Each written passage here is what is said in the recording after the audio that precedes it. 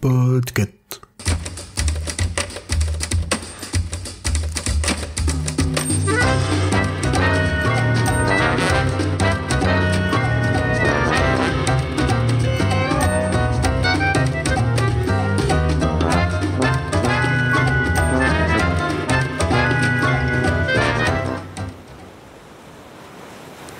Choix-pitre, La Palle de l'été, épisode 3, Les dévoreuses de livres.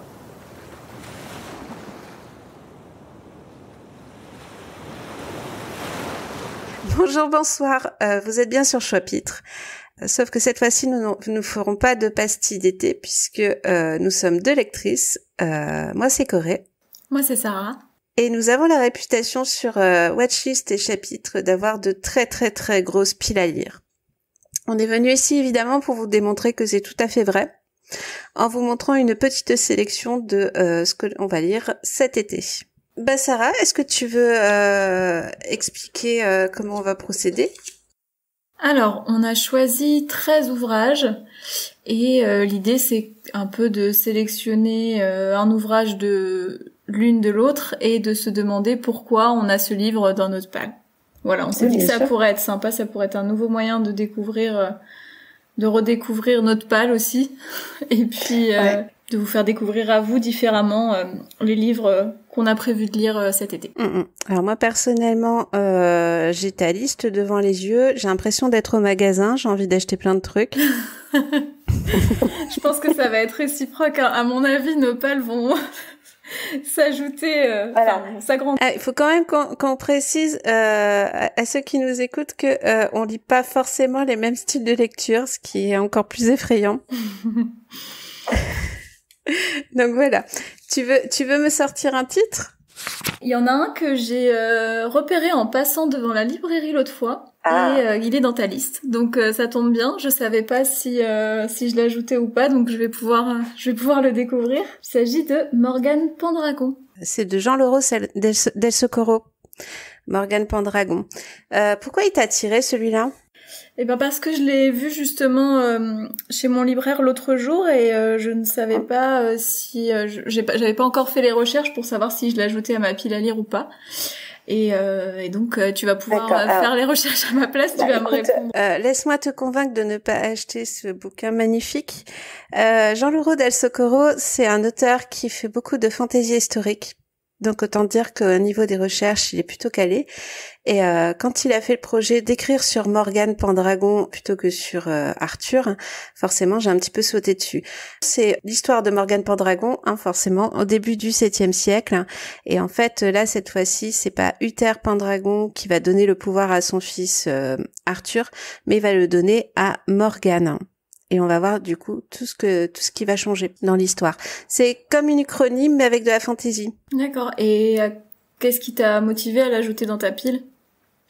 L'auteur principalement. Généralement c'est une bonne réponse. L'auteur, et puis j'aime beaucoup les mythes arthuriens et surtout quand ils se cachent là où on s'entend pas, là où on s'y attend pas du tout. Moi j'adore, je pourrais te donner une liste longue comme le bras, mais on n'aura vraiment pas de temps pour faire tout ça. Mais du coup voilà. Ok, très bien. Voilà. Je note. Alors moi j'ai vu dans ta liste Doctor Who The Legend of River Song. Alors il est dans ma pile à lire parce que je revois la série avec le podcast de Dr Watt et on est arrivé sur les épisodes de River Song il y a quelques semaines, peut-être quelques mois. Et j'avais jamais lu de fiction sur l'univers de Doctor Who. J'avais vraiment regardé que quelques très vieux épisodes et toute la New Who. Et je me suis dit que ce serait intéressant puisque c'est un livre qui est dispo que en VO et je me suis mis ces derniers mois à lire beaucoup en VO, donc je me suis dit que ça serait pas mal pour rajouter un petit peu à l'univers de Doctor Who. Lire ces J'avais lu histoires. quelques livres Doctor Who en français, puisqu'il y en a eu quelques-uns, mais jamais en anglais, donc je pense que ce sera... Il fait que 225 pages, et puis ce sont des petites nouvelles, des petites aventures du personnage de River Song, donc je pense que ça va être assez facile à lire pour l'été. Oui, je pense aussi. Je l'ai acheté il y a longtemps, mais je l'ai pas encore commencé. Donc il va être sorti cet été. Travailler encore. Travailler encore, ça c'est un essai dirigé par Stéphanie Nico. Est-ce que tu connais Stéphanie Nico? Non, ça ne me dit rien. C'est une femme qui a dirigé les festivals des Imaginales pendant des années. D'accord. Et maintenant qu'elle n'y est plus, elle travaille sur des livres collectifs. Et là, du coup, Travailler encore, elle a réuni plusieurs auteurs de science-fiction pour voir qu'est-ce qu'on pourrait faire si on était dans une société où on ne travaillait plus. Est-ce qu'on doit encore travailler pour s'accomplir? D'accord. Ça doit être super intéressant. Tu vois ce que je veux dire? Ouais, ça doit être super intéressant. Je pense que... Ouais, je pense que ça va être vraiment un livre passionnant, dans le sens où... Oui, j'avais lu un comics qui s'appelait Not All Robots, faudra peut-être que je fasse un épisode dessus, où en fait on prenait comme postulat que le travail était fait uniquement par des robots. Et du coup, les familles avaient énormément de mal à se retrouver. Elles avaient plus de but parce qu'elles avaient plus de travail. D'accord, j'en ai entendu parler, mais je l'ai pas lu. Ah bah écoute, fonce avec Travailler encore. Et du coup, je trouvais l'angle de réflexion, surtout dans une société où maintenant, tu vois, on essaie quand même d'alléger notre temps de travail le plus possible et surtout de réduire la difficulté du travail. Donc du coup, je trouvais que c'était hyper intéressant cet angle vu par en plus des chercheurs et des auteurs de science-fiction. Ouais, je pense que ça intéressera même Monsieur Sarah. Carrément. On notera quand même, pour le plaisir de Pomme, que tu as parlé de 2 livres en un. Oui, non, mais mais j'essaie de me contenir, hein, c'est ça le pire. Non, mais c'est très bien. On prend. Voilà, c'est tout, hein. Pardon. À la fin de l'épisode, je vais passer à plus de 300 livres dans ma palle. Attends, avec la grosse OP, ça va être encore pire. C'est clair. Il y a un titre dans ta liste qui m'intrigue beaucoup, c'est La femme gelée d'Annie Ernaux. Ah oui, c'est Annie Ernaux. Alors moi je l'ai ajouté parce que j'ai lu La place de Annie Ernaux, qui est un livre qui parle de notre place dans la société en fonction un peu du milieu d'où on vient. Et elle parle notamment de la campagne, etc. Et moi, je me suis beaucoup reconnue dans ce livre-là, et j'ai beaucoup aimé sa façon d'écrire, sa façon de présenter les choses assez simplement. Souvent, ces livres sont assez courts, mais sont toujours très intéressants, je trouve, pour étudier un peu, la société en général. Et celui-ci, je l'ai pas lu, je l'ai trouvé dans un vide-grenier, donc je l'ai ajouté. Dans ma palle. Ça, c'est beaucoup, hein. Quand je vais en vide-grenier ou en brocante et qu'il y a des livres d'auteurs que je connais, même si je connais pas ce livre-là, je vais l'acheter et puis je vais le lire plus ou moins longtemps après, Ah, mais les vide-greniers, c'est la tentation. Faut pas nous inviter à ce genre d'endroit. C'est ça. Ils sont donnés, les livres, c'est difficile de passer à côté. La Société protectrice des kaijus. Je sais pas comment ça se dit. Les kaijus. Tu connais les kaijus? Non, je connais pas. Est-ce que tu as vu le film Pacific Rim? Le film, pardon? Pacific Rim. Non. Non, pas du tout. Alors les kaijus, c'est comme des énormes Godzilla, tu vois. Ok. C'est surtout au Japon où ils ont développé une espèce d'imaginaire où, en gros, des gros kaijus débarqueraient d'une autre planète pour anéantir le monde, parce que c'est toujours comme ça. Et donc les humains, pour se défendre, doivent se mettre souvent dans des espèces de méca-robots. On est clairement dans du Goldorak, hein, pour les combattre. Et donc la Société protectrice des kaijus, c'est et si on avait des kaijus, sauf que ils sont menacés, et donc t'as un pauvre gars qui accepte le fait de prendre un travail pour les protéger, comme des animaux, des espèces en voie de disparition. D'accord. Donc t'imagines le petit machin qui fait 1m80 contre des trucs qui font 10 mètres et c'est lui qui doit les protéger. Moi, ça m'éclate. Ouais, non, mais ouais. Effectivement, il y a un petit côté Jurassic Park. Ouais, c'est ça. Donc je ne sais pas comment il va les nourrir. Je sais pas comment... rien que le titre, en fait, j'ai à peine lu. J'ai fait, allez, vas-y, viens. Ouais, je comprends. Ça intrigue beaucoup. Oui, voilà. Je fonctionne beaucoup par des titres. Hein. Dès qu'il y a, tu le vois dans la catégorie que je t'ai mis, il y a des titres assez incroyables et rien que ça, en fait, j'ai même pas lu le résumé. J'ai dit c'est bon, vas-y, tu m'as eu. Tu m'as eu, ouais, c'est ça. Je comprends. Par rapport au livre que tu m'avais choisi tout à l'heure, donc Travailler encore, je viens de voir que tu avais Mon année de repos et de détente d'Otessa Moshfegh. Je sais pas trop non plus comment ça se prononce, pour être honnête. Bon, il faudra qu'on travaille la prononciation un jour. Celui-là, c'est Goodreads qui me l'a proposé, il était dans les suggestions après, suite à un livre que j'ai lu, je ne me souviens plus très bien duquel. Mm-hmm. Et en fait, j'ai lu les avis et les gens avaient l'air de s'être vraiment immergés dans l'esprit, enfin dans ce que l'auteur avait décrit, etc. Et je me suis dit que ça serait plutôt intéressant à tenter. Donc je l'ai ajouté pour cet été parce que la relaxation, tout ça. Normalement. Apparemment, c'est quand même de la relaxation médicalisée, d'après ce que je suis en train de voir. C'est quoi ce truc? Ça va être peut-être un petit peu lourd, hein. Ouais, c'est possible. Mais après, dans les commentaires que j'avais lus, il y en a qui disaient quand même qu'il y avait des éléments comparatifs avec notre vie quotidienne, comme tu parlais tout à l'heure du besoin de réduire le temps de travail, etc. Là. Elle réduit complètement toute sa connexion au monde en général. Donc je me suis dit que ça pouvait être intéressant à lire. Après, c'est possible que que le côté un peu lourd et médicamenté et puis un peu psychologique comme ça me soit peut-être un peu plus difficile à lire cet été, c'est vrai. Je prends ma bibliothèque, tu vois, et c'est tout. Ouais, c'est vrai. Moi aussi. Ou la tienne. Oui, où on s'échange, tu vois, c'est pas... les 3/4 de la mienne tient dans une liseuse, donc quelque part, j'ai envie de te dire. Mais je pense que c'était plus sur j'imagine, les éléments un peu moraux qu'il y avait dans le livre. Il me semble que les commentaires étaient plus là-dessus. Ouais, parce que nous, en plus, moi, je fais encore partie de la génération où on dit qu'il faut travailler, tu vois, faut mériter, tu vois, c'est très mal vu de rien faire au boulot, par exemple. Et donc, oui, c'est vrai que tu t'interroges sur le fait de rien faire pendant un an. À part le repos, mon premier réflexe, ça va être, mais elle va s'ennuyer. Enfin, qu'est-ce qu'elle va faire, la pauvre?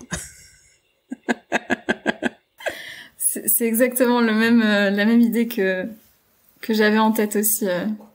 Qu'est-ce qu'elle va faire, comment elle va supporter ou pas, justement. Ouais, c'est ça, parce que moi je t'ai déjà rangé la chambre, je t'ai rangé la maison 5 fois, tu vois. Ouais, moi j'ai refait les peintures, j'ai rénové des meubles et puis c'est passé 5 jours et puis oui, c'est ça. Puis après, c'est bon, on fait quoi maintenant?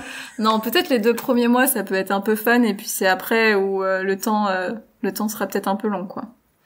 Ou alors, faut être extrêmement riche et pouvoir voyager. Ouais, mais c'est pareil, tu ferais quand même quelque chose. Oui, c'est vrai, tu ferais quelque chose. Tout seul, tu vois, c'est... Ouais, effectivement. Donc voilà, à voir peut-être en lisant le livre. Je vous ferai peut-être un chapitre. Peut-être. En fonction, si j'ai réussi à lire. Oui. Mais je crois qu'il est pas très très long non plus. Mais en même temps, elle fait pas grand-chose. C'est ça. Moi, je vais partir sur Tes gros pavés. Ouais. Pareil, je suis attirée par le titre. L'hérésie d'Horus. Oui. Les Résidorus. Pareil, tu vois, c'est une sombre histoire, comme d'habitude. J'ai beaucoup entendu parler de l'univers de Warhammer, mais j'y ai jamais vraiment joué, participé, tout ce que tu veux. Et là, je vois cette trilogie en un livre, donc déjà, ça fait gros pavé, et on me fait, oui, c'est tout l'univers de Warhammer. Je fais, ok. Au moins, j'aurais pas joué au jeu, mais j'aurais découvert ce que c'était. Donc les Résidorus, c'est une trilogie. Donc là, j'en suis à la collection 1, donc une trilogie écrite par Dan Abnett, Graham McNeil et Ben Gunter. Et en gros, oui, ça raconte l'histoire des grosses batailles. C'est de la fantaisie grosse qui tâche, tu vois. Ça va être ça. Oui, il y aura peut-être un petit peu d'intrigue, mais enfin un petit peu de Ouais, je sais pas trop à quoi m'attendre. Tu vois, le résumé, il fait 2 lignes. Ouais, c'est ça, il est très court. Ouais, c'est ça. Donc, je pense que ça va être la bagarre. C'est difficile. Ouais, c'est possible. C'est la bagarre. Mais c'est bien aussi la bagarre des fois. Ah ouais, moi j'aime beaucoup la bagarre. Mais du coup, je me suis dit, Warhammer, gros pavé, bonjour. Hop, dans ma poche. Voilà. Ça clique vite, tu sais. Hein. Ouais. Ah non, mais oui, je comprends. Moi, je suis des influenceuses entre guillemets littéraires et c'est, enfin ça s'augmente tous les jours quoi. Dès que je vois des choses passer. Ah non, moi, à regret, j'ai dû me désabonner de certains influenceurs parce que c'est plus possible quoi. Mais ouais, c'était la question que je me posais.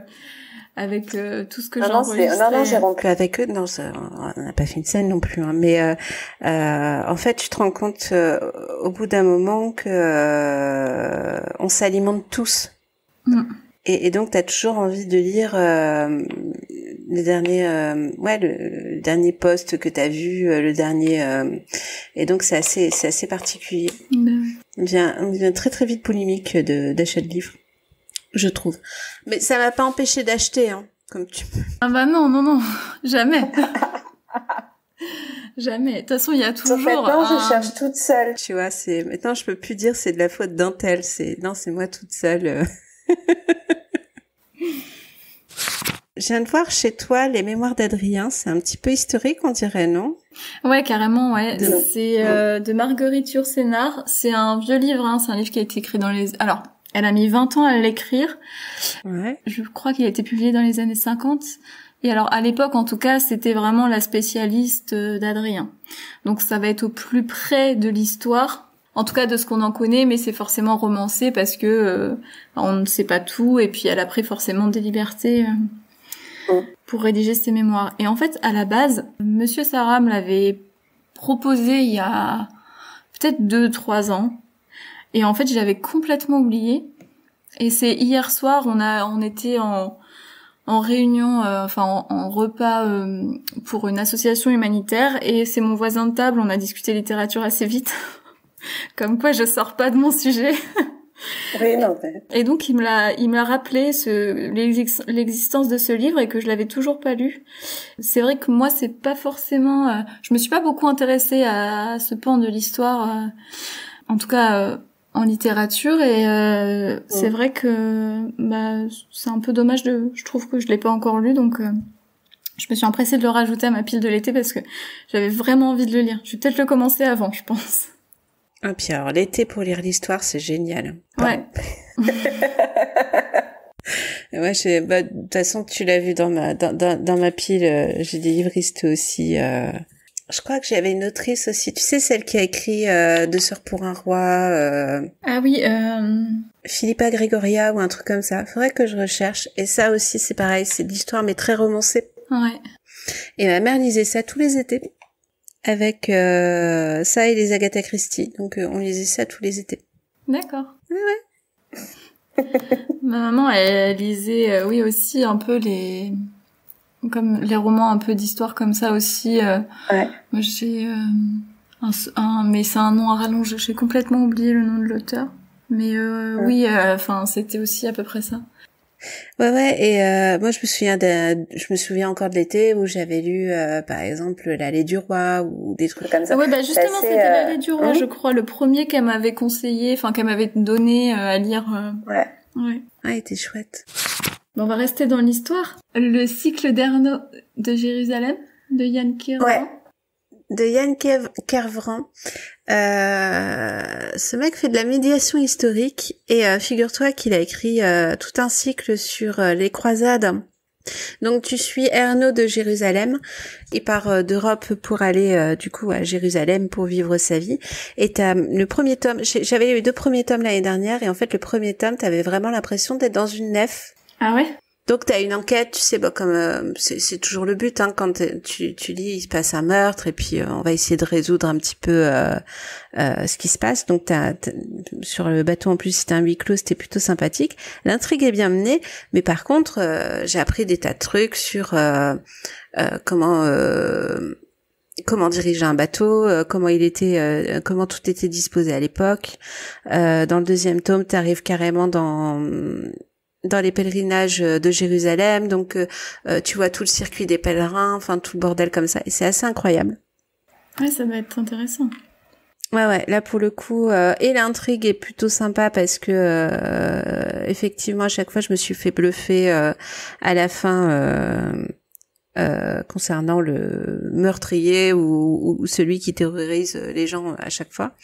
Et par contre, ouais, tu fermes les yeux, tu te retrouves en train de faire un pèlerinage à Jérusalem, alors que de base je ne suis pas du tout pratiquante, donc j'en ai rien. Comment dire? Ouais, j'entends. J'ai rien à faire à Jérusalem pour faire un pèlerinage et à suivre des messes. Tu disais, tu fermes les yeux et t'es vraiment transporté. J'avoue que moi, ce genre de lecture, c'est ce qui me fait vraiment adorer un auteur, ce genre de... Ah, c'est ça. Et en plus, dans le premier tome, il avait ajouté des schémas pour le bateau. Ah ouais. La nef. Je crois que c'est une nef. Je risque de me faire trucider si jamais quelqu'un écoute et qui fait mais non, ce n'était pas ce style de bateau. Enfin bon, bref, le bateau pour montrer vraiment comment étaient répartis les gens, comment étaient répartis les marchandises. C'est assez incroyable en fait. Enfin, c'est pas du tout le Moyen Âge que t'imagines. Ouais. Tu sais. Très bien. Voilà. Donc le cycle d'Arnaud de Jérusalem, je vous le conseille fortement. On va rester aussi dans l'histoire avec The Duchess de Wendy Holden. Ouais, c'est ça. Alors c'est pareil, j'ai pas trouvé de version en français. Je savais même pas que ça avait pas été traduit encore. Ouais. C'est une autrice qui est connue aussi pour faire des livres tirés d'un personnage de l'histoire et de son histoire. Donc là, en l'occurrence, c'est sur une américaine qui arrive en Angleterre et qui va tomber amoureuse d'un roi. Enfin, le roi va tomber amoureux d'elle et il va renoncer à son trône pour elle. Et alors, je t'avoue que quand j'ai acheté ce livre, je ne savais absolument pas de quoi ça parlait, parce que ça, c'est aussi mon problème. Je suis pareil que toi, la couverture, le titre et tout, j'ai vu un roman historique tiré de faits réels, j'ai attrapé et puis j'ai mis dans ma bibliothèque. Voilà. Oui, ils se sentaient seuls, tu sais. C'est ça, ils se sentaient seuls.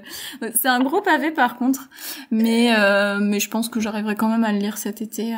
Mais c'est pas l'histoire de l'oncle de Elisabeth II? Il me semble que c'est ça. Hein. Ouais. Bon, au pire, si t'arrives pas à suivre, tu regardes la première saison de The Crown et c'est plié, quoi. T'as compris les persos. Oui, c'est vrai.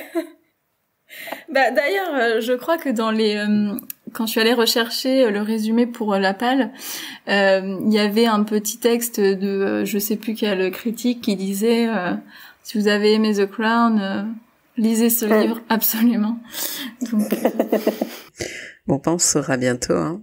Tu me diras. C'est ça. On a un livre commun dans notre palle. Oui, je l'ai vu. C'est Le Prieuré de l'Oranger. Tu l'as pas lu. De Samantha Shannon. Pourquoi il est dans la tienne? Tout le monde m'a conseillé de le lire. Je l'ai offert à ma mère pour son anniversaire. C'est vrai. En lui disant, c'est de la bonne, vas-y. Elle m'a dit, il est génial. Qu'est-ce que t'en as pensé? J'en sais rien. Je l'ai pas lu. J'adore ça. Dis-le, il est génial, je l'ai pas lu. Ok. Ouais, et là, j'ai vu dans son air à moitié de l'amusement, à moitié du désespoir, genre, c'est moi qui l'ai fait, tu vois. Du coup, elle m'a dit, mais faut que tu le lises. J'ai dit oui. Donc, j'ai mis dans la palle. Mais il a l'air incroyable, en fait.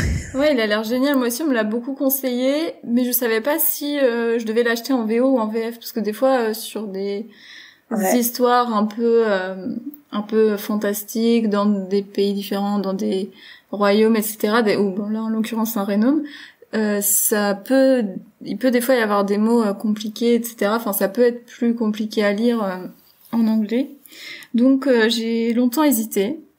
J'ai pris un extrait sur ma Kindle en VO, mais je n'ai pas encore commencé. D'accord. Ok, moi je peux te le dire d'expérience, ce livre est très bien. Ça me fait penser à une pièce de théâtre où il y a des amis qui se rejoignent. Ils sont tous un peu fâchés parce qu'il y en a un qui était en retard, bref. Et il y en a un qui lui tend un livre et lui dit « Tiens, lis chef-d'œuvre ». Et l'autre répond « Non, mais il l'a pas lu ». Voilà, bref, ça me fait penser à ça. C'est ça. Donc oui, je te conseille fortement le Prieuré de l'Oranger. Je te raconterai à la fin des vacances. C'est ça. On fera un chapitre à 2. C'est ça. Si on y arrive à le finir, parce que toi t'as qu'un extrait pour le moment, hein, donc. Oui, c'est vrai. Je m'enflamme. Et puis bon, si on fait un chapitre à chaque livre qu'on a lu, il va y avoir des chapitres pour 20 ans. Non, mais là, à ce moment-là, on va devoir fonder un autre podcast et ça va pas bien faire du tout. Et j'ai pas encore la carrure pour ça, madame. Parce que déjà que sur Instagram, je mets limite un avis de livre, 3 avis par semaine. Ouais, j'ai vu. Quand je surveille bien les publications, alors si en plus on fait des podcasts dessus, j'aurai plus de temps du tout. Je peux comprendre. J'ai vu aussi La Bibliomule de Cordoue. C'est quoi ce titre? De Wilfrid Lupin et Cheminot Léonard. Ça, c'est une bande dessinée. C'est Monsieur Sarah qui me l'a conseillé. Il l'a lu il y a pas très longtemps. C'est un de ses collègues qui lui avait conseillé, de reco en reco. Et donc en fait, c'est l'histoire d'un. Moi, je vois un califat, c'est ça le mot que tu cherches. Voilà, merci. Oui. Un calife, un is no good. Voilà, c'est ça. En fait, il va traverser l'Espagne avec une mule surchargée de livres qui viennent d'une bibliothèque. Ces livres étaient censés être brûlés, mais il les a sauvés in extremis. Et en fait, au fur et à mesure de ses voyages, il va parler de ses livres, il va les partager, c'est un peu l'idée du porteur d'histoire. D'accord, ça a l'air passionnant. Voilà, ouais, ça avait l'air passionnant aussi quand Paul me l'a raconté. Il est beaucoup mieux pour raconter les livres que moi, beaucoup plus doué. Mais ouais, du coup, je l'ai ajouté à ma page. Tu m'as dit des mots clés, hein, 400 000 livres, une mule. Enfin bon, j'arrive quoi. C'est vrai. C'est vrai. Et c'est une BD, donc c'est pas très très long à lire. Et puis les dessins sont aussi très jolis. Bah je le note. De toute façon, j'ai mis des croix devant tous tes titres. Moi aussi, je suis en train de faire exactement la même chose. Alors, Les Annales du Disque Monde de Terry Pratchett. Ouais, là j'en suis à Mortimer. Figure-toi. Et on ne rit pas, hein, attention. Hein. Jamais. Pendant très longtemps, j'ai fait un blog de lecture et pendant très longtemps, je me suis pas du tout sentie légitime de lire les Annales du Disque Monde. D'accord, pourquoi? Ouais, le syndrome de l'imposteur, tout ça. Et donc du coup, pendant des années, qu'est-ce que j'ai fait? J'ai pas lu les Annales du Disque Monde. Logique, comme ça tu dis que t'es pas spécialiste du tout, tu vois. Donc cette année, je me suis dit c'est bon, on va dire que je m'y connais un petit peu en fantasy, on va peut-être lire un peu les Annales du Disque Monde. Et depuis, j'arrête pas de me marrer en fait en lisant les premiers tomes. Donc là, j'en suis à Mortimer et à Sorcellerie. D'accord. Et j'ai très très hâte de voir le tome sur Mortimer. Mortimer, c'est le personnage de la mort. D'accord. Tu connais un petit peu les Annales du Disque Monde? Non, je connais pas. D'accord. Alors les Annales du Disque Monde, Terry Pratchett a inventé un monde qui est sur un disque plat, qui est supporté par une espèce de tortue géante. D'accord. D'accord. C'est un monde magique. Donc t'as tous les codes de la fantasy dans ce livre, sauf que il est arrivé un truc incroyablement dangereux pour ce monde, c'est qu'un touriste a débarqué. Ah mince. Et du coup, on suit les aventures du touriste dans les 2 premiers tomes. Dans le 3e tome, cette fois-ci, c'est une sorcière, enfin une fille qui est devenue magicien parce que c'est la 8e fille du 8e fils. Et du coup, le magicien, quand il a passé ses pouvoirs magiques, il a oublié de se renseigner si c'était une fille ou un garçon. Tu vois, c'est que des trucs comme ça. Et dans l'univers des Annales du Disque Monde, Mortimer, c'est le personnage de la mort, et ce personnage, donc à chaque fois qu'il parle, parce que c'est un vrai personnage, il parle en majuscule, donc en criant, et c'est un mal nécessaire. Ils appellent ça un mal nécessaire, mais M-A-L-E nécessaire. Et Mortimer, en plus, a beaucoup d'humour. Donc j'ai vraiment hâte de voir cet épisode sur la mort. En fait, de base, c'est écrit vraiment avec tous les codes de la fantasy, mais c'est hyper drôle. Ouais. J'arrive pas à te comparer ça avec une série. Bon, si tu peux le comparer à The Good Omens si tu as vu la série. Je l'ai pas vue. Elle est aussi dans ma liste de séries à regarder, mais je l'ai pas vue encore. Si elle te plaît, tu sais que tu peux entamer les 35 tomes des Annales du Disque Monde tranquillou bilou. Ah oui, 35 tomes. Du coup, est-ce que, par exemple, tu connais la série Brooklyn Nine-Nine? Oui, je connais. Voilà. C'est un peu ça. C'est comme si tu lisais le Brooklyn Nine-Nine, mais de la fantasy. Ok. Intéressant. Donc c'est des thèmes très sérieux qui sont abordés, mais tu te marres tout le temps. Ok. Et alors pour le coup, je l'ai lu en VF parce qu'une 40aine de tomes en VO, ça va 2 minutes. Mais je pense que ça doit être aussi hyper intéressant de voir les jeux de mots en plus en VO. Ouais, c'est possible. Ouais. Donc là, je déroule la série en fait pendant tout l'été. Ok. C'est des tomes assez imposants ou c'est court? Non, même pas. C'est moi je te dirais 300 pages maxi. Ah oui, d'accord. Donc c'est vraiment le petit livre, tu peux lire pour te détendre. Si tu t'ennuies un week-end et que t'as un petit peu de vague à l'âme, tu prends un Terry Pratchett, c'est parti quoi. Non, mais en plus, je suis un peu en mood fantasy en ce moment et bon après j'ajoute 12 000 trucs à ma palle et je sais jamais quoi choisir quand il faut lire un livre, mais mais je prends note. T'as pas ce problème-là, toi? Tu sais toujours quoi choisir? Alors moi, je fais des listes hyper carrées et je choisis tout à fait autre chose le moment venu. D'accord. Ça me rassure. Mais de base, ouais, ça c'est, tu vois, c'est l'ancienne blogueuse qui te parle. C'est ouais, faut faire des listes. Faut faire des listes parce qu'il y a des challenges, parce qu'il y a des trucs, parce qu'il y a des machins. Donc j'ai gardé bien ce réflexe. Donc je fais je t'ai envoyé la mienne, tu l'as trouvée très jolie. Et arrivé au moment de lecture, bon, il y a un autre livre là, c'est plus marrant.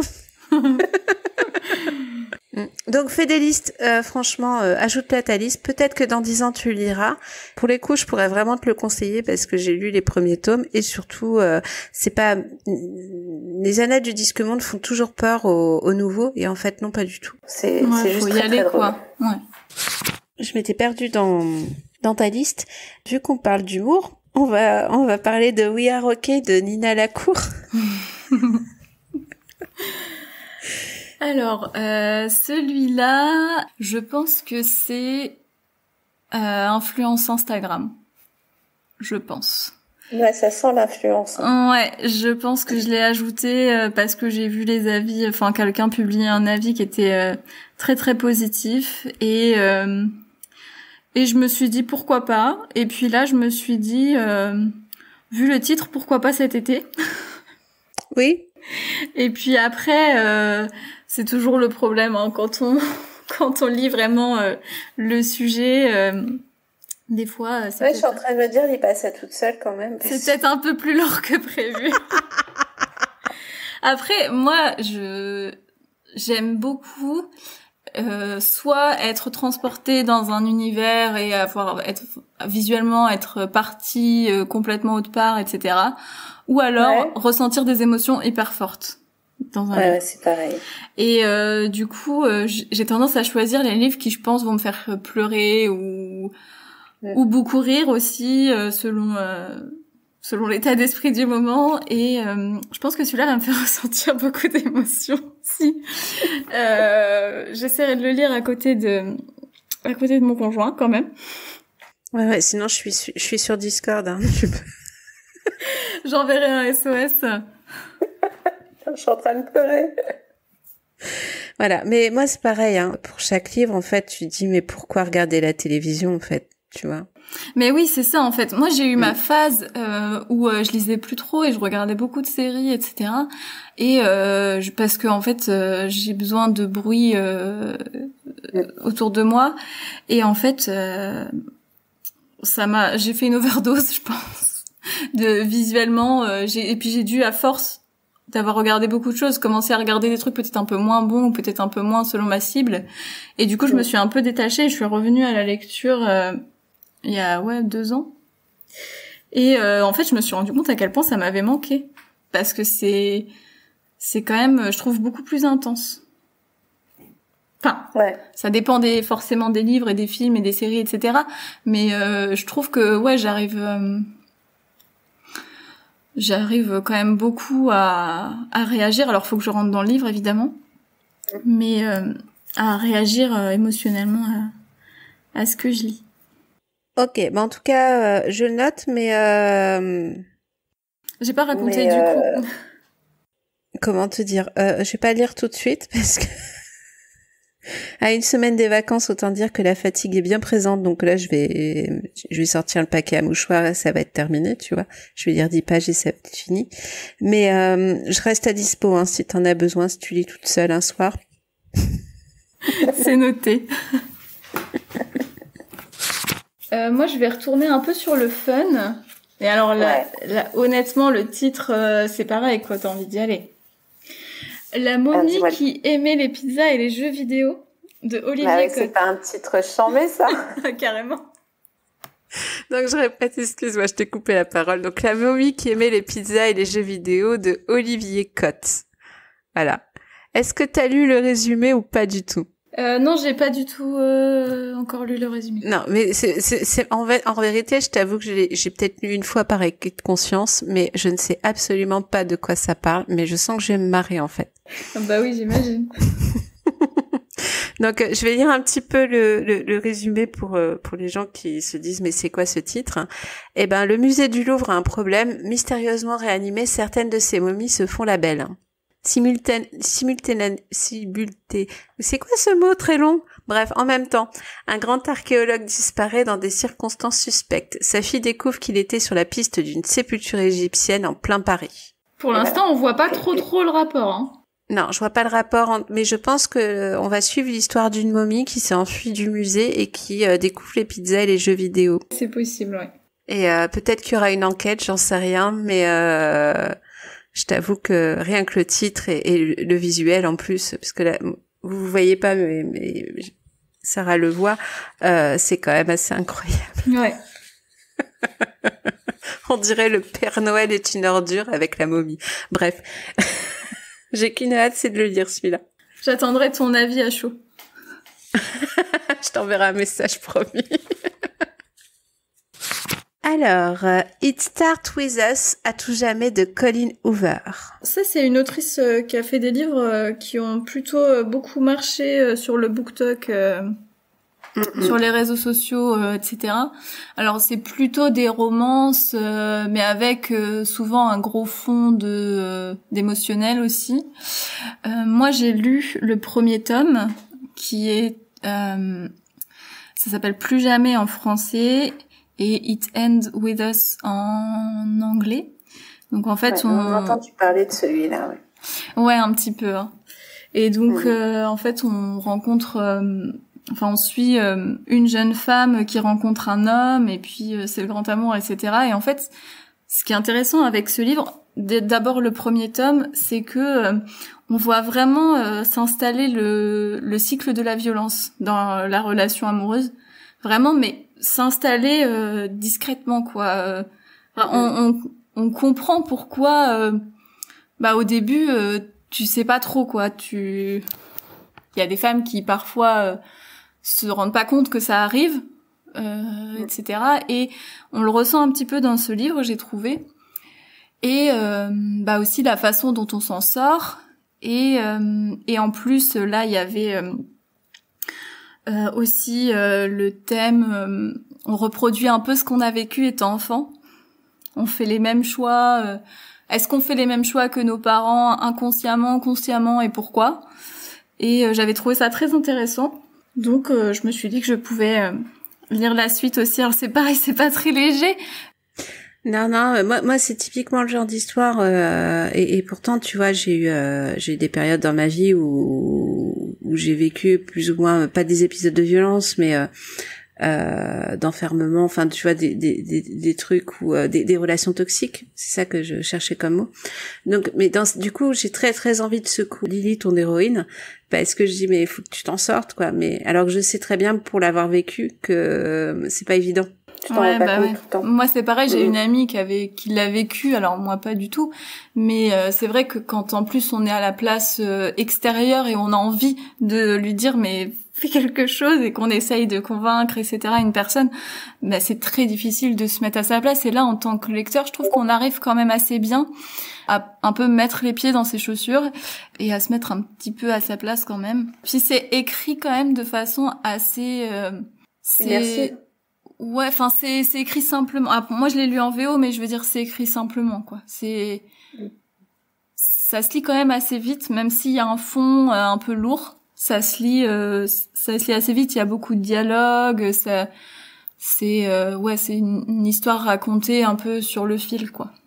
Donc là c'est la suite et sur la suite elle a eu une petite fille avec cet homme violent, mais elle est partie avec cette petite fille et est-ce qu'elle va réussir à maintenir la promesse que le cycle de la violence va s'arrêter avec elle et sa fille, ou est-ce que elles vont se retrouver dans des situations abusives ou pas, etc. Donc ça va être sur ce sujet-là pour le second livre.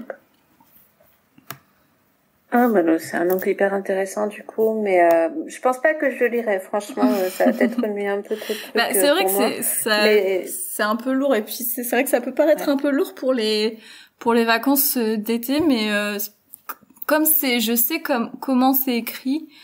Moi, je pense que tu vas être scotché, hein. Je pense que je vais pas réussir. Tu vas le commencer un matin, tu vas le finir le soir. Ouais, ça. Non, mais en plus, j'ai pas la patience. Moi, quand je commence un livre, sauf si vraiment j'ai du mal à accrocher ou si c'est écrit de façon un peu plus lourde ou un peu plus compliquée, moi, dans les 3 jours, il est fini. Sinon, c'est ça. Sinon, ça va pas. C'est la moyenne de durée de vie d'un livre chez moi. Bon, ça me rassure. On va changer de thème. Ouais, on va... La naissance du savoir de Nicolas Martin. Nicolas Martin, c'est celui qui a fait la méthode scientifique sur France Culture pendant des années. Et maintenant, il est auteur de scénarios et il commente des films aussi. Je suis en train de chercher son podcast, c'est Réaliser sans trucage. Et en fait, Nicolas Martin, j'avais écouté une interview de lui où il parlait du fait que c'était pas parce qu'on était littéraire qu'on pouvait pas aimer la science. Tu vois ce que je veux dire? Ouais.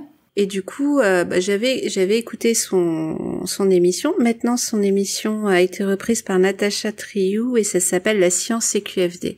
Et sincèrement, pour l'écouter depuis tous les jours depuis quelque temps, enfin depuis des années maintenant, la science c'est fun. Quand j'étais petite, on m'a toujours dit t'es littéraire, tu comprends rien à la science, tu vois.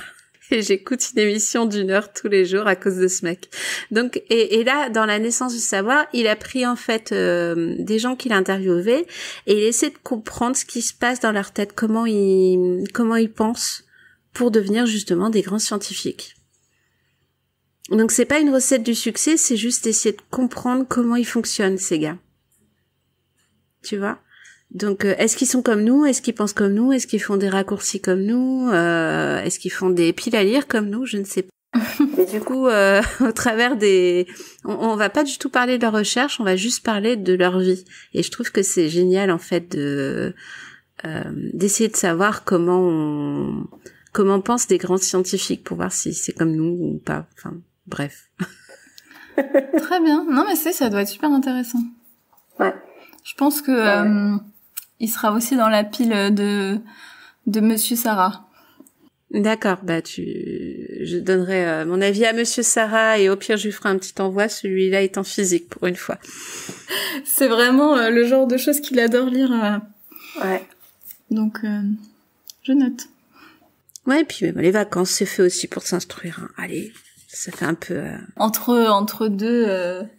Entre la momie et puis... Entre la momie et le prieuré de l'oranger que je n'ai absolument pas lu. C'est ça, on peut bien ajouter un peu de science. Je pense que celui-là, tu vois, je vais vraiment le lire d'une traite. Tu vas être happé. Ouais, c'est ce qui marque en fait au résumé, c'est 10 hommes, 7 femmes, 17 disciplines. Donc tu vois, t'as pas le temps de... Oui. C'est comme un speed dating de gens doués, tu vois. Ouais. Ça doit être super intéressant. Intense. Ouais. Ça va être très intense. Le titre m'intrigue beaucoup, c'est The Curious Incident of the Dog in the Night Time de Marc Haddon. Ça, c'est une amie qui me l'a conseillé, qui est une prof d'anglais et qui l'a fait étudier à ses élèves. Et en fait, elle m'a dit lis-le, je pense que tu vas adorer. Et je l'ai ajouté à ma pile sans regarder de quoi ça s'agissait. Je l'ai revu il y a quelques semaines. Elle m'a dit mais au fait, t'as regardé un petit peu ce que c'était? Ah non, pas du tout. Et en fait, ça parle d'un enfant qui est atteint d'une maladie mentale. D'accord. Donc pas du tout ce que je pensais. Oui, parce que le titre, c'est pas du tout ça, quoi. Bah non, c'est ça. Et donc j'ai pas du tout, je sais pas du tout exactement comment c'est construit, etc. Mais même le résumé, hein, c'est pas très très clair. Et enfin. En tout cas, ça a pas l'air d'être aussi lourd que ça. Et donc, je l'ai ajouté à ma pile et il est assez court, donc je pense que je vais le lire aussi cet été. Je vais peut-être lire le résumé quand même si c'est pas... Histoire de pas être trop perdu au début. Parce que bon, j'imagine que j'ai pas donné beaucoup d'infos sur le livre parce que j'en ai pas beaucoup. Ça parle d'un grand caniche noir, d'un ado qui aime faire des listes. Oui. Et de peut-être partir à l'aventure. Voilà. Ouais. Exactement. Ça a l'air passionnant. Moi, personnellement, on me l'aurait conseillé, je l'aurais pris, tu vois, il y a une croix devant, maintenant, c'est fini. Je l'ai reçu il y a pas longtemps, du coup, donc je pense que je vais pas tarder à le commencer. Ah d'accord, bah écoute, je pense que si je m'ennuie un soir de débauche, je le commanderai peut-être aussi, tu vois. Le jour où l'humanité a niqué la fantaisie, de Karim Berouka. Karim Berouka, c'est le spécialiste des titres incroyables. Je t'avais mis d'autres titres de lui, donc c'est Celle qui n'avait pas peur de Cthulhu, Fait oui des guillotines, Les ballons dirigeables rêvent-ils de poupées gonflables. Je dis rien que le titre, t'as qu'une envie, c'est de le lire. Et en général, c'est très drôle. Au résumé, c'est un lutin qui hurle « Vous avez tous niqué la fantaisie !» Et il prend plusieurs personnes en otage dans une bibliothèque. Et moi, j'ai envie de lire ça, tu vois. Non, mais oui. Ça a l'air tellement what the fuck que t'as envie de savoir quoi, pourquoi, quand, avec qui et tout ça. C'est ça. Dans Fait oui des guillotines, par exemple, j'ai combattu des monstres avec un joint, tu vois. J'ai fait OK, on va très très loin. Je pense qu'il va être incroyable. Franchement, de tout ce que j'ai lu de Karim Berouka, à chaque fois ça fait tilt. Dès que j'ai vu qu'il avait sorti, je l'ai pris. Depuis, je l'ai pas lu, hein, tu vas me dire. Ouais, maintenant tu l'as ajouté à ta palle de l'été. Voilà, j'ai mis dans la palle de l'été que je respecterai peut-être, juste parce que peut-être que vous allez tous me dire alors t'as lu tes livres et je vais faire oui. Oui, 12%. Oui, j'ai lu au moins un livre, voilà. Et j'en ai acheté 15 autres. Allez. Oui, mais ça c'est normal. C'est ça. En vacances, en l'été, on va tomber devant des nouveaux vides-greniers dans des endroits où on va pas d'habitude.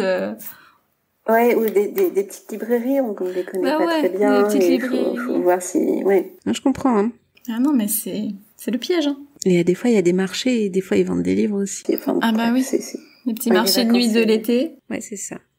C'est pas très très bien les vacances en fait. C'est bien pour la palle. Ah bah elle est entretenue, hein. Elle mange bien, elle grandit.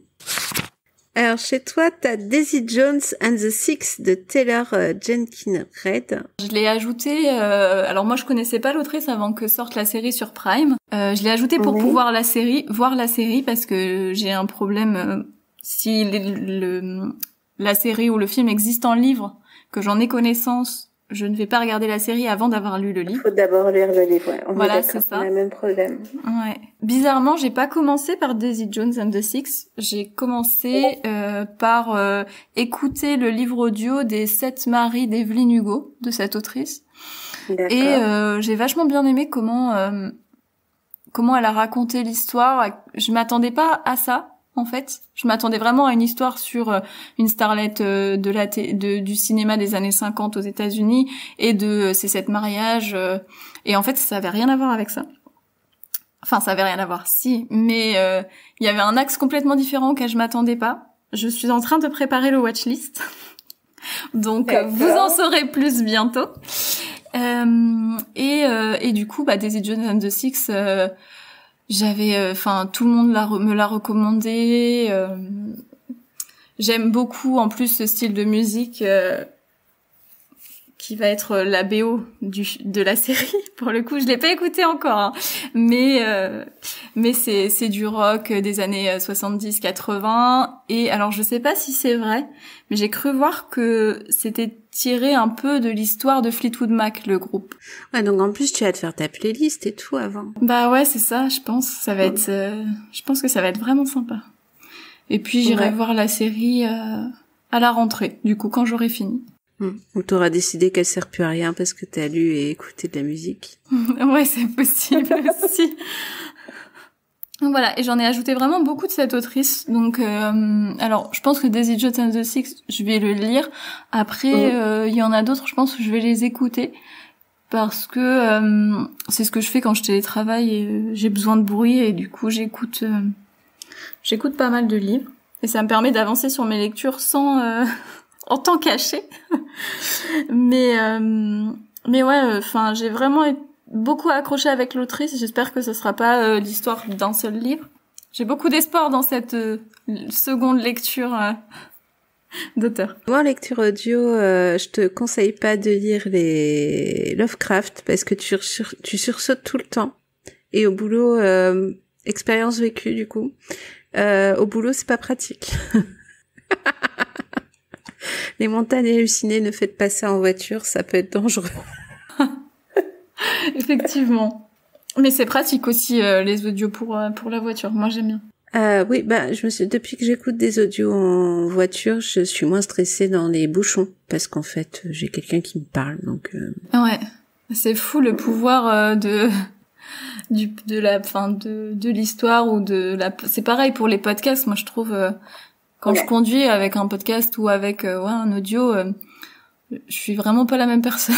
Ouais, c'est ça. Alors, des fois, tu sais, avant, je faisais des playlists, mais c'est pareil. J'ai des genres musicaux qui peuvent être des fois très, très énervés. Et donc, clairement, des fois, je peux être très dangereuse aussi si j'entends du rockabilly un peu énervé, tu vois. Donc, vaut mieux rester sur des voix. Les livres audio et les podcasts. Ouais. Là, on est plus calme. Dans les gros pavés, Tous à Zanzibar, de John Brunner. Tous à Zanzibar, ouais. C'est un livre qui, je pense, n'a ni queue ni tête. Dans le sens où John Brunner a fait cette histoire avec plein de petits faits à Zanzibar. Et le tout va former une espèce de roman choral. D'accord. Et je pense que de mémoire, en plus c'est de l'afrofuturisme. Donc en plus je vais pas du tout être occidentalo-centré, si tu vois ce que je veux dire. Dans le sens où je vais vraiment débarquer là-dedans. Ça va être du tourisme pur, quoi. Ouais. Je vais débarquer dans la ville sans rien connaître, avoir des petits bouts d'histoire et je vais faire mon tourisme toute seule. Très bien. Ouais, ça peut être intéressant, effectivement. Et je crois que je l'avais écouté, cette reco, ça vient de C'est plus que de la SF, le podcast, qui est aussi un agrandisseur de pales assez incroyable. Des fois, je punis le podcast, je l'écoute pas pendant 2 mois, je dis c'est bon, t'arrêtes. Et donc, ouais, je pense que ça va être un truc qui va être vraiment pour les vacances, tu vois. Je l'ai acheté il y a 6 mois à peu près. C'est limite quelque chose que tu dois lire dans le train. Ah, j'adore lire dans le train. Je prends pas assez le train pour ça, mais ouais, je comprends. Moi, je lis dans le train avec des BO de films en fond. C'est meilleur moment. Et tu vois, il y a des livres comme ça, tu sens que tu dois lire ça en voyage. Et Tout ça Zanzibar, pour moi, c'est typiquement ce genre de livre. Donc, je vais le prendre au cas où. Je pense qu'on va faire pas mal de rando cet été. Donc, je vais prendre la liseuse dans ma poche arrière. Et puis, dès qu'on fera une pause, je vais lire un petit bout. Et puis, et ça va me faire mes vacances. Ouais, c'est pas mal. Si vous faites des randos, choisissez bien le livre qui vous accompagne. Ouais, c'est vrai. Ouais, je choisirais peut-être pas un de mes livres très émotionnels qui sont dans ma page. Oui, non, parce que sinon ta rando elle est fichue, tu restes assis pendant 5 heures et tu lis. Non, je pense que je lirais pour le coup celui qui était dans l'autre épisode avec d'autres podcasteristes, le Hobbit par exemple. Chez toi, il y a encore The Time Traveler's Wife. Le temps n'est rien de Audrey Niffenegger. Ouais, alors j'ai découvert que Le temps n'est rien était le titre français en écrivant la page sur Word parce que je connaissais que le titre anglais. Je pense que c'est dans le flux de Discord du podcast. que j'ai eu envie de lire ce livre. Je crois que Pomme a dû en parler avec Grand Poil ou quelque chose comme ça. Ou Zu, peut-être, je sais plus. Enfin bref, ça a été mentionné dans le fil. Et il y a un film qui a été fait aussi adapté de ce livre, qui est sorti il y a pas très longtemps. Et donc c'est un homme qui voyage à travers le temps et sa femme le rencontre à des époques différentes. Eh ben ouais, je pense qu'on a suivi la même discussion sur le Discord, donc je pense que ça vient de là. C'est une histoire un peu qui ressemble un peu à l'histoire de River Song pour le coup dans Doctor Who, où en fait les deux protagonistes se voient à des moments différents de leur vie, enfin se rencontrent à des périodes différentes, et en l'occurrence l'homme ne s'en souvient pas, si j'ai bien compris. D'accord. Et il est propulsé dans le temps par une maladie qu'il a développée. Oui, donc bon, je pense que tu vas me convaincre très vite quand tu l'auras lu. C'est possible. Je vais mettre la croix. Ton dernier livre à toi, c'est The Hate You Give de Angie Thomas. Ouais, c'est un livre qui va traiter du racisme. Moi, c'est un sujet que j'ai pas trop lu et sur lequel je me considère pas particulièrement éduquée. Et donc j'ai lu que c'était bien pour commencer de lire ce livre-là. En fait, c'est une adolescente noire qui vit dans un quartier et qui va rejoindre un lycée blanc et qui va constater un grand écart entre les deux mondes, etc. Et puis son ami va être tué sous ses yeux par un policier. Histoire visiblement déjà produite plus ou moins dans un certain pays du monde, et donc ça va être le sujet du livre, quoi. Ouais, bah tu me diras si t'as plu, parce que je pourrais te donner d'autres titres. Ah ouais, ça m'intéresse. Pas là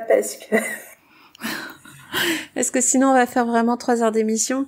Mais ouais, je pense que faudrait peut-être demander un jour si on ferait pas un thème justement sur. Ah oui, ça peut être super intéressant, ouais. Parce que moi, pour le coup, c'est vrai que je suis plutôt demandeuse pour ce genre de lecture, et j'ai pas encore assez approfondi mes recherches non plus, hein. Mais donc je pensais commencer par celui-là pendant les vacances.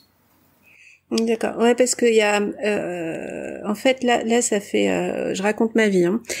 ça fait une semaine que je lis pas, parce que j'ai lu Abyss de River Solomon, Les Abysses. C'est une histoire assez incroyable. Lors du commerce triangulaire, quand une femme tombe enceinte sur un vaisseau négrier, elle était jetée à l'eau. Et l'autrice est partie de ce fait-là en imaginant que ces femmes en fait sont pas mortes. Elles ont survécu, elles sont devenues des sirènes. Ça a pas été réutilisé, cette légende, dans un film ou dans Sûrement. En fait, déjà ce film c'est tiré d'un titre de musique sur un groupe qui fait aussi de l'afrofuturisme. Et donc, River Solomon a fait pas mal de choses comme ça, et c'est le genre de livre qui ça te remue pas mal. Donc, ouais, j'imagine. Bah, c'est pour ça que je me suis dit, je vais pas le lire là. Je vais le lire dans un moment où je serai plus détendue, plus posée, parce que. Ouais, tu vois, dans ma tête au départ, je devais lire Les Abysses et ensuite Pachinko, et là je me suis dit ça va pas être possible. Compliqué. Ça va être compliqué, là, on va laisser un petit peu de temps, donc je pense que la semaine prochaine je serai en vacances, je vais pouvoir lire. Mais de toute façon Pachinko, je crois que ça fait 2 ans que je décale. Ouais. Mais là j'ai la pression parce que je pense qu'on avait parlé lors de la grosse pastille qu'on a tous fait de Pachinko, donc je pense qu'il va falloir que je m'y colle quand même. Donc tu pourras le rajouter dans ma liste. C'est ça. Et je crois qu'on a fini. Moi, je vais avoir une palle classique et la palle inspirée de Corée. Non, mais faut pas que je parle beaucoup de ma pile à livres, parce qu'après vous allez tous lire vous allez tous avoir envie de lire plein de trucs, mais c'est amusant. Enfin, j'aime bien. Non, mais c'est super intéressant, et puis comme on a vu, plein de genres différents, plein de thèmes différents. Moi, j'aime bien lire un peu de vraiment plein de choses. Tu vois, normalement, moi, vraiment, ma lecture de prédilection, c'est la lecture classique du XVIIIe siècle. Anglaise, particulièrement. 18e, 19e, et il y en a absolument pas dans ma pile. Et moi, je suis hyper saisonnière, tu vois. Autant lire des livres historiques en été, c'est ok. Et comme je disais la dernière fois, en hiver, j'aime bien lire des gros classiques qui tâchent. Tu sais, tout le monde les regarde avec un petit froncement au nez en disant « C'est un gros livre quand même, ton truc, et ça a l'air d'être bien embêtant. » Et moi, ça m'éclate. Ouais, mais non, mais c'est vrai. Moi, j'avais commencé Vanity Fair il y a pas très longtemps. En anglais, en plus, autant dire qu'en anglais, avec les références journalistiques du 19e siècle, c'est trop compliqué. Et puis en plus, c'est un pavé énorme. Et c'est vrai que là, j'arrive pas à me mettre dessus parce que je pense que c'est pas la bonne saison. Ouais, je pense que t'as raison. Faut que je le lise à partir du mois de novembre. Là, je serais plus, je pense, je serais plus. C'est ça. Il faut un plaid moumoté. Ouais. Des bonnes conditions pour ce genre de livre. Une tasse de thé ou de café ou de chocolat, un plaid moumoté et la pluie qui tombe. Ouais, la pluie qui tombe, j'adore. Et là, tu peux, Ouais, je valide. Je pense que c'est vrai que c'est ça. Parce que j'ai absolument aucun classique, effectivement, dans ce que je pense que je vais lire cet été, c'est sûr. Ouais, c'est ça. Je me vois pas lire Guerre épée maintenant. Par contre, au mois de décembre, ça va être génial, tu vois. Il est dans ma palle aussi, mais je l'ai pas. J'ai pas encore situé la période à laquelle j'allais le lire. Dans combien d'années, dans combien de mois, je sais pas. Parce que c'est aussi un sacré pavé, celui-là. Ah ouais, mais là, il fait juste un petit peu peur quand tu le regardes, mais après, faut discuter avec. C'est ça. Pomme, elle va nous couper, elle va dire que non, ça fait partie de la pile de l'hiver. Oui, bah écoute, elle avait qu'à faire une émission pour l'hiver, et puis c'est tout, hein, voilà. Donc Pomme, si t'as compris, on est prête à revenir en hiver, mais tu seras pas prête pour les titres. Et... Alors, je vais vous parler aujourd'hui de Guerre épée, d'Anna Karenine. Et je vais vous montrer à quel point c'est génial. Et là, tout le monde va faire quoi? Coucou, ici Pomme la monteuse. Je me permets de prendre un petit peu le contrôle de cet épisode pour signaler que tout ceci n'est que calomnie, qu'aucune liseuse ni podcastrice n'a été maltraitée dans cet épisode et qu'il n'y a pas de censure dans Choix-Pitre. D'ailleurs, la suite de cet épisode va vous le prouver. Je vous souhaite une bonne fin d'écoute d'épisode. En attendant, la revue de Guerre épée de Corée et Sarah, cet hiver. Bisous à tous. Autant n'emporte le vent. Ah ouais, celui-là aussi. En automne, ça doit être génial. Ouais. Pour le coup, celui-là, j'ai vu le film avant de lire le livre. Oui, on a tous vécu ça en étant un peu gamin. Les fameuses sagas de l'été, les Angéliques et Marquise des Anges et autres joyeusetés que mon grand-père regardait à la télévision. Ah ouais. Ah non, moi c'était moi-même qui voulais le regarder. Il y a pas si longtemps que ça. Ça doit faire 4 ans que je l'ai vu, max, je pense. Ah d'accord. Ouais, mon grand-père c'était ou de la SF pure, genre Star Trek, tout le bordel, ou les séries style Walker Texas Rangers, voilà, ou Angélique Marquise des Anges. J'ai pas compris le lien. Ouais, c'est clair. Effectivement, là, Walker, je me reconnais un peu plus. Là, effectivement, ma famille, oui, ok. Ouais, Angélique un peu moins. On a tous vécu le dimanche. Hein, c'est Walker, Roubaix et Sébastien chez nous. Ouais. Angélique, Sissi l'impératrice, tout ça, j'ai pas compris le lien, mais ça lui allait très bien. Il adorait ça. Donc forcément, Autant porte le vent, je l'ai vu avant de... je l'ai pas lu, je crois. Faudrait peut-être qu'on se le mette...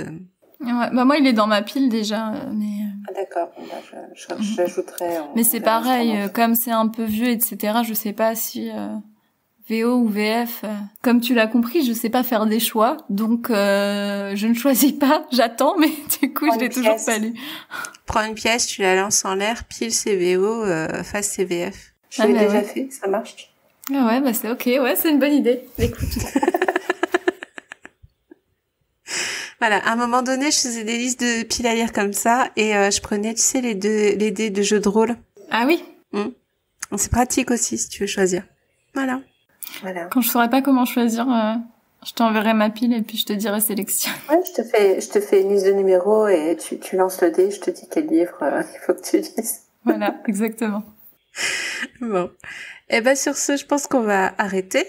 Qu'est-ce que t'en On a penses? assez digressé, hein, je pense. Oui, parce que sinon, nous, on peut faire une soirée comme ça, mais je pense que il y en a beaucoup qui vont s'endormir, Il y a des chances. ou partir, ou fuir, et on nous donnera plus le micro.